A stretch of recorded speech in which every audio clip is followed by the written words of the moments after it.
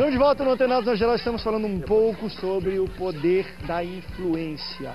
Falamos um pouco sobre, cara, como a fé pode influenciar o pensamento da pessoa. Enfim, como pode influenciar tudo na pessoa, até o seu próprio instinto de sobrevivência. Deixa eu fazer uma pergunta que eu acho interessante sobre isso. Todo cristão deve ser um influenciador? Como é que vocês acham que a Bíblia trata as pessoas? Eu sei que não necessariamente influenciador, mas influenciado ele tem que ser. Porque tem muito cristão aí que não está sendo influenciado pela Bíblia. Nós temos que ser influenciados pela Bíblia. Para o cara ser cristão, ele tem que ser influenciado pela Bíblia, mas necessariamente devemos ser influenciadores. Até que ponto a gente deve entender que influenciador não é ativista? Isso aí já é minha parte. Olha, uma coisa que eu entendo é o seguinte, que quando uma pessoa tem uma experiência com Deus, não é uma experiência qualquer. Isso está dentro dela. E a experiência com Deus, ela exala, ela se mostra naturalmente. Por mais que você às vezes queira até contê-la, né? Mas você vai acabar expressando isso daí. E entendo que quando uma pessoa tem esse encontro com Deus, Deus já coloca dentro da pessoa semente de dom ou dons espirituais. E o que é o dom? É uma potencialidade que clama por se expressar. Tente conter isso, que você tem força contrária, vai fazer mal a você. O organismo que não manifesta as suas potencialidades adoece. Então, se essa pessoa tem essa experiência com Deus e ela fala sobre Deus, porque é a sede maior do ser humano. Eu lembro até hoje, num congresso do Corpo de Psicólogos e Psiquiatras Cristãos, em 90, você ouviu essa frase uma vez, nunca mais esqueci. Deus não é questão de necessidade, mas é questão do mais profundo desejo da alma humana, independente de tempo e de espaço. Seja quem for e onde for, o desejo mais profundo é esse daí. Então, quando eu não tenho esse encontro, essa resposta, e vejo alguém falando sobre essas experiências, isso influencia, meu amigo. Olha só, que tem que ir fazer discípulo, tem que influenciar, né? Eu queria falar uma coisa. Eu fui influenciado pela mensagem da cruz, eu fui influenciado pela palavra de Deus, e eu sigo o ID. Né? Marcos 16,15. Ide por todo mundo e pregar o evangelho a toda criatura. Quem crê e for batizado será salvo. Quem não crê, porém, já está condenado. Só que tem um porém. Uma passagem isolada de Provérbios diz assim, se não me engano é Provérbios 11:30. O fruto do justo é árvore de vida, e o que ganha almas, sábio é.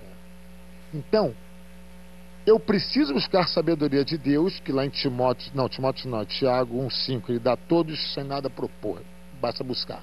Agora, se eu quero fazer o que Jesus mandou fazer, eu preciso fazer com sabedoria. Por quê? Qual é a minha intenção? Tem muita gente que quer lotar um auditório com intenções, tá entendendo? Me desculpa, sabe que eu sou franco. Tem muita gente que quer lotar um auditório para ver salvação. Eu quero influenciar o dom que há em mim para trazer almas para o reino. Tem gente que está se preocupando com salvação não, meu irmão.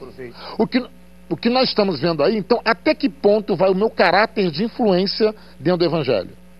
Aí nós vamos entrar em várias questões que nós conversamos lá fora, né? A multiplicidade de dons, inclusive. Os dons. Né? Como eu uso meus dons? É para curar? Para exercer o que Cristo... Fala, existem dons que influenciam muito. Quando Deus te usa com um dom, meu irmão, você se torna, por exemplo, eu não sou um evangelista de púlpito. Eu não vou ser aquele cara que vou pregar e fazer uma série de conferências. Não me chamem para isso. Não é minha praia. Agora, 15 anos de hospital, leito a leito, ouvindo, participando dos momentos mais angustiantes das pessoas. Né? E hoje trabalhando com aconselhamento, com a questão da cura interior, trabalhando isso daí. Então, o dom de Deus é uma potencialidade. Não tem como segurar isso daí. Vai exalar e vai se manifestar. Agora, me bota no leito com ele. Ele vai fazer o trabalho da cura interior e eu vou orar para ser curado. Jesus vai me usar, que eu sou evangelista. Você está entendendo? Então... Agora, perdão, tem um detalhe aí também. Hoje, o mundo, eu li um livro um tempo atrás, muito interessante, O Poder dos Quietos. Sabe? Porque o mundo hoje é das pessoas mais extrovertidas. Aquela pessoa que já chegando, aí galera, cheguei. Você faz, por exemplo, uma reunião, um brainstorm, né? Uma explosão de tempestade de ideias, e aquela pessoa mais extrovertida, ela chega, ela coloca com muita plasticidade a ideia dela. O tímido, ele tem uma ideia maravilhosa, mas ele não tem sabe colocar para fora. Sabe, a forma bonita de se expressar. E como se valoriza muito a estética, a ideia daquela pessoa que é muito boa, mas tímida, ela fica ali. Dentro das empresas, as empresas estão perdendo muito isso aí. Dentro das igrejas, estamos perdendo muito isso aí também. Entendeu? Então, um tempo atrás, por que eu estou dizendo isso?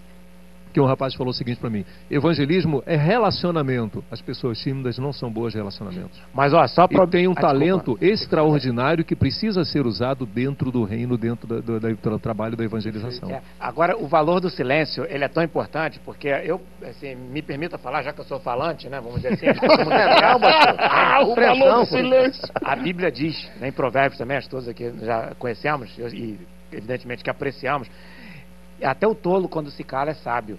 Ou seja, o tolo no meio... Não...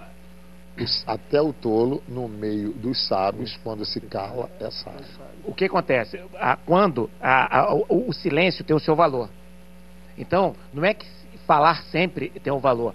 Existe a necessidade do silêncio, às vezes. E existe, às vezes, silêncios assim, muito eloquentes. E o que tem de palavras vãs, não se... Né? Não que nós, né, temos... Deus nos livre delas, né? Vamos dizer assim. Agora, só para finalizar com o raciocínio, veja só. Dentro de um ambiente... os ambientes em geral se complementam. Se todas as pessoas forem falantes, o ambiente fica uma perturbação geral. Então, cada um, existem características que nas pessoas que são extremamente úteis para o mercado, que sejam pessoas extremamente introvertidas. Existem funções de tal relevância que a importância... Eu vou citar algumas coisas que o introvertido tem um desempenho, a meu ver, maravilhoso. Geralmente, quem trabalha com programação de computadores, quem trabalha com análise de qualquer coisa que necessita ficar muito tempo concentrado, auditoria, coisa que eu vale. O auditor que fala demais, ele espalha tudo que vê pelos documentos. Existem diversas outras funções, né, atividades, que o silencioso, isso não é defeito, Deus te fez assim, invista nisso, que o teu sucesso está aí. Existem muitas coisas, muitas funções, serviço de informações. O camarada que trabalha na ABIN, por exemplo. Um camarada que trabalha em informação, eu cheguei, ABIN, já era. Por exemplo, o cara que deve fazer um serviço sigiloso, ele tem que chegar, ele tem que passar sem ser percebido, despercebido. Então, na verdade, todas as características que Deus fez, não é defeito ser silencioso, nem ser introvertido e nem ser calado. Da mesma forma que não é defeito ser falante. Tanto uma coisa quanto outra pode ser mal utilizada. O cara que é falante, quando é preciso se calar, deve saber se comportar e se controlar. E o cara que é tímido e que não fala muito, mas na hora necessária de ele falar, então ele deve falar. Então cada um usando o seu dom, as ferramentas que tem. Deixa eu aproveitar. Geralmente os extrovertidos são mais ligados às emoções e o introvertido mais ao pensamento. E essa questão do gancho que ele falou aqui de ouvir, André, a gente na clínica tem muito essa prática. Inclusive a gente aprende a se controlar nesse sentido, porque às vezes a pessoa está ali na hora da consulta, da terapia, ela está falando coisas e você sabe que pode falar alguma coisa, e se você falar alguma coisa que não é a hora de falar, a sua fala é tão influenciadora que você pode matar uma pessoa, você pode fazer uma pessoa surtar, a pessoa pode sair do consultório surtada, porque ela vê em nós uma verdade absoluta. O técnico, o terapeuta, o psicólogo, eu passo por isso quase que diariamente. Então tu já vê que a pessoa entra no consultório, ela te olha assim, ó, ele tem a verdade, ele tem a saída para o meu problema. E na verdade há uma frustração que é clínica, que a pessoa ela vai, quem fez análise sabe disso, a pessoa ela vai para análise, tem sessão de 45 minutos, que a pessoa fala os 45 minutos e ela sai, eu não dou uma palavra com a pessoa. Claro que é a minha parte da psicanálise. Mas a pessoa não fala, ela não ouve a minha voz. É uma frustração para aqueles que queriam ouvir uma coisa naquele primeiro momento, ou naquelas primeiras sessões, mas faz parte do tratamento clínico. A pessoa ela tem que se ouvir. Muitas vezes a cura está na própria fala da pessoa. Né? Freud descobriu isso. Ela está falando, ao momento que ela fala, ela está se influenciando. Ela está falando, ela está colocando os pontos, as vírgulas na sua vida. Às vezes a pessoa ouve um incentivo. Fale sobre a sua infância, um exemplo. Começou a sessão. Fale sobre a sua infância. A pessoa vai falar da infância dela. Às vezes o trauma está lá. E ela não tinha enxergado isso ainda. Quando ela me conta, quando eu tinha 3 anos, eu era levado para casa do meu tio. Aí meu tio me levava para um quarto que não tinha ninguém. Você com um olhar clínico fala, por que esse tio levava essa criança para esse quarto que não tinha ninguém? E ali ela cala às vezes. E ali às vezes ela chora. Às vezes ela não fala mais nada, ela quer ir embora. Então tem alguma coisa, tipo, nesse mato tem coelho. Não, e a pessoa vai falar. Mas é tão interessante isso que você está falando, e você vai um pouco para a Bíblia, né? A boca fala que o coração está cheio. Essa questão, às vezes, da auto-influência, né? Acho que o pastor Paulo também falou muito disso, de pessoas que se descredibilizam por causa talvez do exemplo de outras, que isso talvez seja um erro. Mas é muito nisso mesmo, da pessoa, tem muita gente falando, não presta, não valem para nada, não sei o quê. A gente também pode se influenciar, né? Às vezes, quando a gente fala algo de nós mesmos, a gente vai se influenciando. É uma questão muito... que aí eu acho muito bonito, talvez, da questão curricular. Eu tive a oportunidade por muito tempo de estudar num colégio americano, porque minha mãe, enfim, é missionária, meus avós são americanos.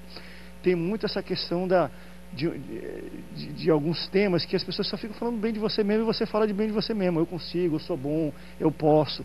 Tinha um momento da aula que chama de PID, Educação Física, e além disso, era enquanto alguém está fazendo desempenhando, todo mundo fica, isso aí, vai lá. Você era estimulado a falar bem da pessoa e também falar bem de si próprio, porque isso, a gente pensa que não, mas isso é algo fundamental na nossa vida. Tem uma dinâmica que eu aplico no meu trabalho, estimulado. No curso. Fale uma coisa que você não gosta em você. As pessoas dizem, só uma? Aí na seguinte eu peço o seguinte: fale 3 virtudes que você gosta em você, que comece pela expressão eu sou, eu sou, eu sou. Poxa, pastor, é muito difícil. Porque a gente é muito criado, a gente vai sendo criado tendo apontado muito mais o quê? Os nossos defeitos ou as nossas virtudes? Os nossos defeitos. E a gente vai se desenvolvendo com essas coisas enraizadas ali dentro. E elas vão se... E as experiências, elas são mais elas são mais facilmente graváveis, as experiências desagradáveis. Deixa eu ir para rápido break. Olha essa pergunta. Como melhor exercer meu poder de influência? Como fazer minha influência crescer e criar credibilidade nas pessoas? Quais características devo desenvolver para ser um homem ou uma mulher de influência? Tem como uma pessoa ter um estudo, uma planilha, um curso, alguma coisa? O que eu preciso fazer para influenciar as pessoas? Vamos para um rápido break, daqui a pouco a gente volta. Não sai daí, Montenados volta já já.